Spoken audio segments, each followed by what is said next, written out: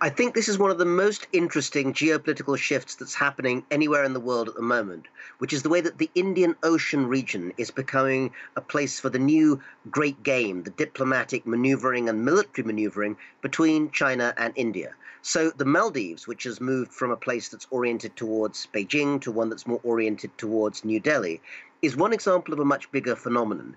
Essentially, there are two things going on. One is the Chinese BRI, Belt and Road Initiative, sometimes called the New Silk Road, is beginning to look a little bit tarnished in many places. In The Sri huge Lanka as amounts well. of infrastructure, and Sri Lanka too, also in Laos, in Malaysia, the huge amounts of infrastructure that China has pledged to actually pay for or support turns out not to be a free gift, but in fact actually a debt, which often has very high interest rates. And the other side, of course, is the clash between the navies, not yet a military clash, but a clash of build-up. The Chinese PLA Navy is now able to project across the Indian Ocean.